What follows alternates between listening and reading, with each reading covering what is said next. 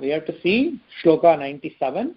Vajreshwari Pamadevi Vayovastha Vivarjita Siddheshwari Siddhavidya Siddhamata Yashashvini. So let's take the nama Vajreshwari. Vajreshwari is one of the name of one of the yoginis of Lalita Para Bhattarika.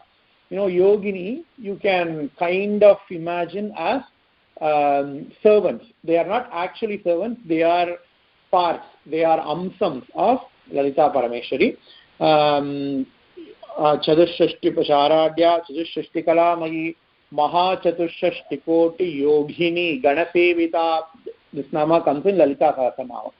Lalita Parabhattarika has got 64 crores of yoginis, kind of servant maids, to attend to her. So Vajreshwari is the name of one of the yoginis of Lalita Parabhattarika. Vajreshwari. Vajreshwari also means, Vajra means the weapon of Indra. We say weapon of Rama is a bow, right? Weapon of Parameshwara is a Trishula. Weapon of Mahavishnu is Sudarshana Chakra. In the same way, weapon of Indra, it is called as Vajra, and she is Vajra Ishwari, the lord of the Shakti, the power of weapon of Indra. So that is also called as Vajreshwari. He says Lalita Parameshwari is the one who gives power to Indra's weapon, Vajreshwari. Next nama is Vama Devi. Vama has got two meanings. One, the first meaning is left. Dakshina means right. Vama means left. Dakshina Hasta means right hand. Vama Hasta means left hand. When we do Mahanyasam, they imagine different deities at different parts of the body. We say Dakshina Hasta Ye Namaha, Vama Hasta Ye Namaha means in Dakshina Hasta, I am imagining Parameshwara on my Dakshina Hasta. I am imagining Parameshwara on my Vama Hasta.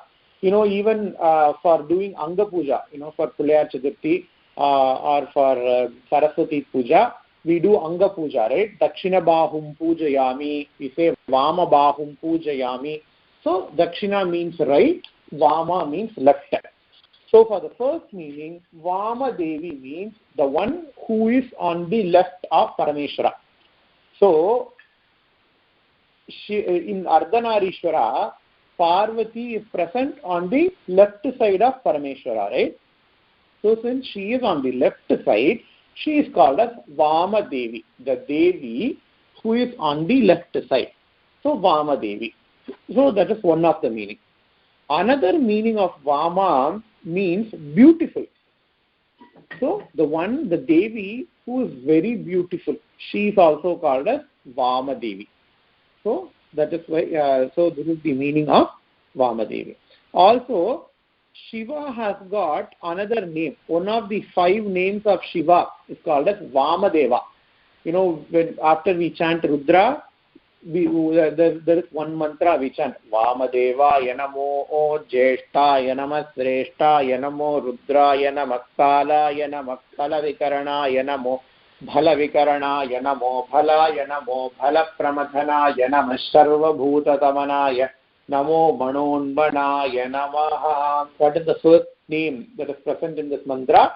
Vamadeva. So one of the names of Parameshwara. Parameshwara has got 5 faces. One of the names of the faces, one of the faces is called as Vamadeva. And since she is the Shakti of Parameshwara, she is called as Vamadevi. So there are 3 meanings for the name Vamadevi. 1, the one who is very beautiful. 2, the one who is on the left side of Parameshwara. And 3, the one who is the wife of Vamadeva, called as Vamadevi. Next, Vayovastha Vivarjita. First, Vayo Avastha. Avastha means state. Normally in Tamil, when we say Avastha, it means distress. But in Sanskritam, Avastha means state. Vayo Avastha. State of being old. Vayasu means age, right? In Tamil we say, when we say Vayodikam, it is old age. So here Vayo Avastha means the state of being old. The state of being very old is called as Vayo Avastha. Here it says Vivarjita. Vivarjita means to negate. The one who does not have the state of being old. Meaning the one who will never be old is called as Vayo Avastha Vivarjita. What is meant by the one who is never old? It means the one who does not come under the clutches of time is called as the one who is never be old. Because we all age because of the Kala Tattva. Because of the time factor, we all age, right? If there is no time, then nobody will age. But because of the time, because of the factor time, because of the Kala Tattva, we age. Here, Parameshwari is called as Vayovastha Vivarjita, meaning the one who will never become old, meaning the one who is not under the clutches of time. Rather, she is the one who controls the time itself. It's called as Vayovastha Vivarjita. In Mahabharata and Bhagavata, Sri Krishna is said to be never old. When they describe the old age of Arjuna, Nakula, Sahadeva, etc., Krishna is said to be never old. He does not have the grey hair. He does not have wrinkles on his face. That is how he is described in Mahabharata and Srimad Bhagavata. Because he is Paramapurusha, he is Parabrahman himself. He does not have, he has control over the time. And the time doesn't control him. That is why he is be ever young. He is said to be ever young. In the same way, Lalita Parameshwari, she is said to be ever young. She doesn't come under the clutches of the factor time, the Kala Tattva. That is Vayovastha Vivarjita. Next three nama, Siddheshwari, Siddhavidya, Siddhamata, Yashashwini. These three namas starts with the name Siddha. Let's see what is Siddheshwari. Siddha, we know in Tamil, we say there are 18 Siddhas. Agasthyar, Vamadevar, Pulipani, these are the names of 18 Siddhas. Bogar, Tirumular, these are some of the names of 18 Siddhas. Siddheshwari, the one who is the Lord of all Siddhas, is called as Siddheshwari. Siddhas are not only 18 in number. In Tamil tradition, they say there are 18 Siddhas, but there are a lot of Siddhas, a lot of Siddha Purushas. So she is the Lord of Siddhas. That is why she is called as Siddheshwari. How do we know she is Lord of Siddhas? Because all the Siddhas in Tamil tradition have sung about Lalita Parameshwari. They worship Lalita Parameshwari in the form of Bala Tripura Sundari. So in Siddha songs, in Siddhar Padalgal, they refer to Bala as Valai. Because Tamil, the olden Tamil does not frequently use the word Ba. So whatever it is Ba, they convert into Va in Tamil. That's why Valai becomes Valai. So Valai, there are all the Siddhas have written songs about Valai. So Valai is Bala Tripura Sundari, is one of the forms of Lalita Tripura Sundari. And that is why she is called as Siddheshwari. Next is Siddha Vidya. So Siddha, the first name of Siddha is, the one who has got extraordinary powers. That person is called as Siddha. The second meaning of the word Siddha is possible, complacent. So Siddha Vidya, the knowledge which is possible, which is easy for everyone to follow. That knowledge is called as Siddha Vidya because she is the Mata of the whole universe. Her worshipping, it is possible for everyone to do. Maybe people do not worship her as Lalita Parameshwari with 4 hands, with the Pasham, Angusham, etc. on her hands. But everybody respects their own mother, right? And when somebody respects their own mother, they are respecting the aspect of Lalita Parabhattarika within the mother. That is why Lalita Parabhattarika is called as Mata. Sri Mata, and then later there is also another Mata is going to come. So whenever somebody has respect for their mother, whenever somebody has respect for women in general, it means that they are worshipping a part of Lalita Parameshwari through the mother or through woman. And because people normally will have respect for their mother, people normally will have respect for their women, she is called as Siddha Vidya because it is the very easiest of things to do. Siddha Vidya. Next is Siddha Mata. She is the Mata, mother of all Siddhas. I previously told Siddha Purushas are many. In Tamil tradition, they say there are famous 18 Siddhas, and they all worship Lalita Parameshwari in the form of Bala Tripura Sundari, and they respect them, and Siddhas respect her as their own mothers. That is why she is called as Siddha Mata. And then Yasashwini. Yashaha means fame, famous. Yashashwini is the one who is very, very famous, called as Yasashwini, because she is very, very famous. That is her nature. She is called as Yasashwini. Siddheshwari, Siddha Vidya, Siddha Mata, Yasashwini. So the next couple of shlokas, right, from Vishuddhi Chakra Nilaya, from shloka number 98 to I don't remember the exact the other limit, upper limit of the shloka. All these shlokas are very, very important mantra shastra and tantra shastra. Here Ambal is being worshipped on all the chakras that are present in the spinal cord. We have to be very, very important. So whatever I am telling now, please only take it for, in terms of academic knowledge. Please do not put into practice because it has got lot of rules and regulations associated with it, which I am not going to tell, obviously. Because it is only for the initiated people. You have to have lot of practice. It has to be done under the direct supervision of a guru. So do not practice whatever we say here. Just have it for an academic knowledge. Okay. So here, Lalita Parameshwari is being worshipped on all the 6 chakras that are present in the body. According to Yoga Shastra, there are 6 plus 1 chakras that are present in the body. So the topmost chakra, okay, let's start from the bottommost chakra. The bottommost chakra is called as Mooladhara Chakra. Mooladhara Chakra is very, very famous. Everybody knows about Mooladhara Chakra these days. Everybody talks about Kundalini Yoga, etc., Kundalini meditation and all. That is the Mooladhara Chakra. Kundalini resides in the Mooladhara Chakra. Mooladharam is the place where which actually touches the ground when we sit on the ground. When we sit on the ground with Padmasana or with normal Chaplanga, as they say in Tamil, in Sukhasana, the bottommost place which touches the ground, that is the place of Mooladhara Chakra.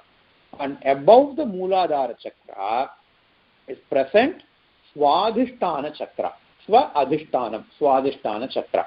And above the Swadhisthana Chakra, in front of, not in front, or the back portion of your navel, in the spinal cord, exactly back of your navel, of your belly button, is Manipuraka Chakra. So that is the stomach chakra or the belly button chakra. And above that, back to your heart, the place in the spinal cord near to your heart, there a chakra called as Anahata Chakra is present. And above that, so Anahata is the heart chakra, we can say. And above that, in front of, back to your throat, the place in the spinal cord where your throat, near your throat. And that place, Vishuddhi, a chakra called as Vishuddhi is present. And in between the 2 eyebrows, the chakra is called as Agnya Chakra. So these are the 6 regular chakras that are present in our body. That is why people will normally say you have to sit straight. when we sit straight, all the 6 chakras are aligned in a single line along with the spinal cord. And that is supposed to be very, very good. It has got positive effects on your body, on your posture. It has got good health benefits as well. So these are the normal 6 chakras that are present along the spinal cord, back to the respective places. So Mooladhara is the place which touches the ground when we sit on the ground, and then above that is Swadhisthana. Above that, near the belly button is Manipuraka. Heart is Anahata. Throat is Vishuddhi, and your eyebrows is Agnya. And above all the 6 chakras is present Sahasraram. Sahasraram is actually the topmost part of your head. So there lies a chakra called as Sahasrara Chakra.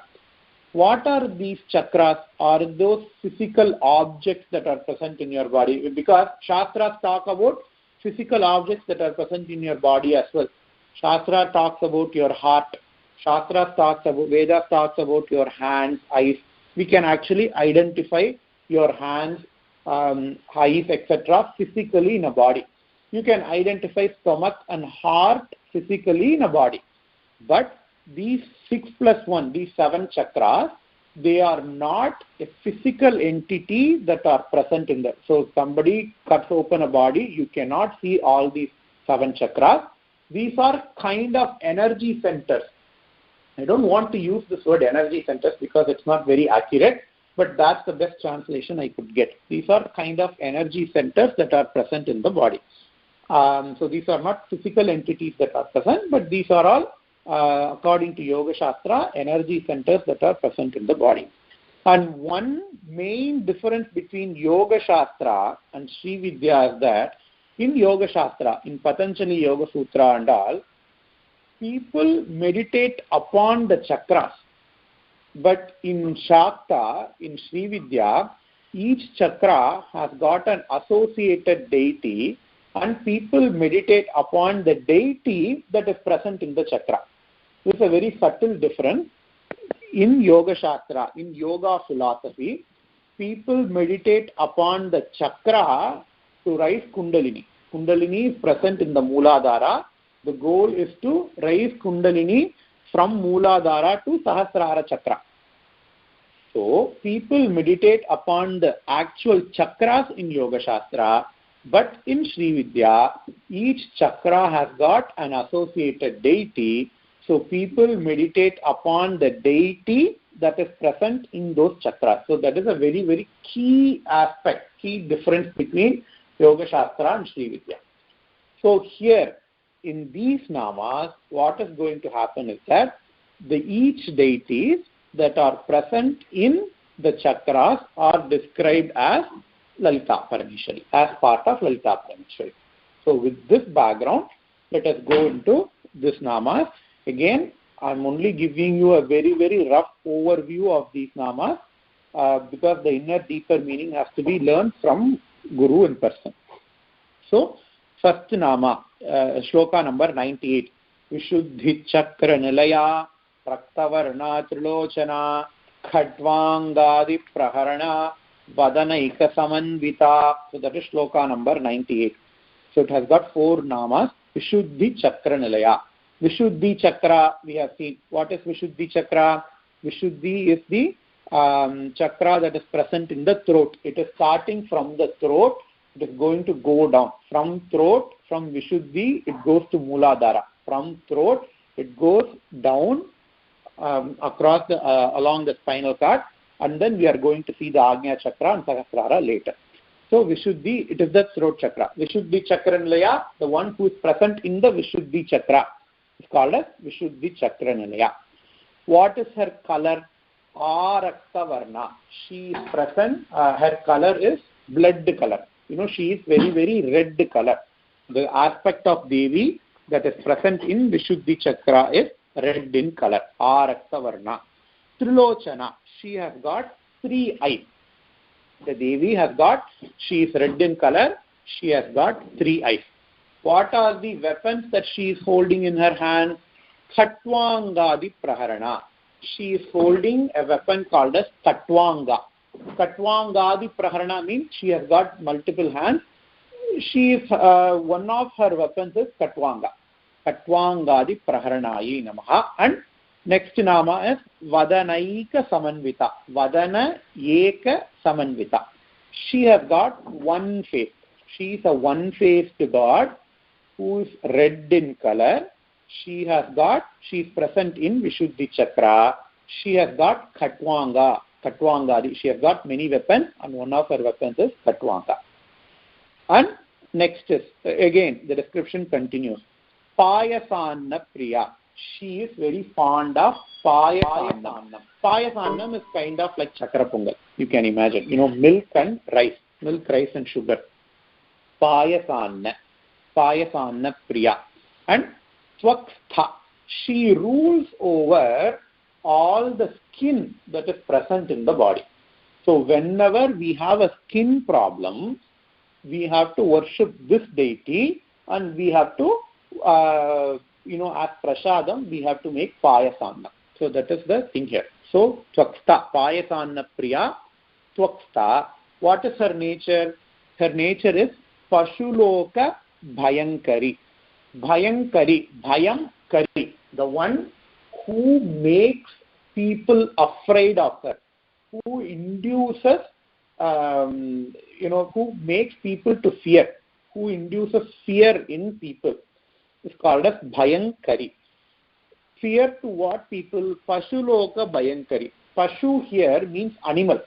The one who instills fear on animalistic people. The one who is not cultured is called as animalistic people, animalistic instincts, right? So the one who instills fear on those people, that is she. So Pasuloka Bhayankari. And then she is surrounded by, she has got lot of servant maids. So she is surrounded by Amritadi Mahashakti Samvrita. She has got lot of Shaktis surrounding her, like Amrita. So name of one of her servant maid is Amrita. So Amritadi Mahashakti Samvrita. She has got lot of servant maids starting from Amrita. And what is her name? Dhakinishwari. Her name is Dhakini. Dhakinishwari is her name. So in these two slokas, that is Vishuddhi Chakra Nalaya, Raktavarna Trilochana, Khatwangadi Praharana, Vadanaika Samanvita, Payasanna Priya Swaksta, Pashuloka Bhayankari, Amritadi Mahashakti Samvrita, Dhakinishwari. So in these 10 namas, the Devi, Dhakinishwari, form of Lalita Parameshwari, is described as the one who is present in the Vishuddhi Chakra, the one who is to be meditated upon Vishuddhi Chakra. So that is the shloka number 98 and 99. I hope I am not confusing a lot for you guys. So let's go to the next shloka. Anahadabjanalaya Shyamabha Vadanadvaya Damshtrojwalakshamalādhidhara Rudhira Samsthita Kalaratriyadi Sakyauga Vrida Snigdhaudana Priya Mahavirendra Varada Rakinyambha Shvarupini. So in the previous set of 2 shlokas, it ended with Dhakinishwari. So her name is Dhakini. So this Amba's name is Rakini, because it says Rakinyambha Shvarupini. And where is she present? She is present in Anahata. So that's why Anahadabja Nilaya. So one thing that I didn't tell you guys is that these chakras are to be meditated upon a lotus with different number of petals. There are like specific number of petals are there, which is not relevant here. So each chakra is to be meditated upon as a lotus. Abja means lotus. So Anahadabja Nilaya means Anahata Abja Nilaya, the one who is present in the Anahata lotus. So first one is the throat, Anahata is the heart chakra. The one who is present in the heart chakra is called as Anahadabja Nilaya. Anahadabja Nilaya. Then what is her color? Previously we saw the Dakini as blood red in color, right? Here she is Shyama Bha. Shyama means black. So here the Rakini Devi, the one who is present in the heart chakra, she is black in color. And previously we saw the Devi had one face, Vadanaika Samanvita. She only has one face. So here Rakini, she has two faces. Vadana Dvaya. Vadana means face. Dvaya means two. She has got two faces. So let's stop here. We will continue this thing in the next class. Hari Om. We can stop.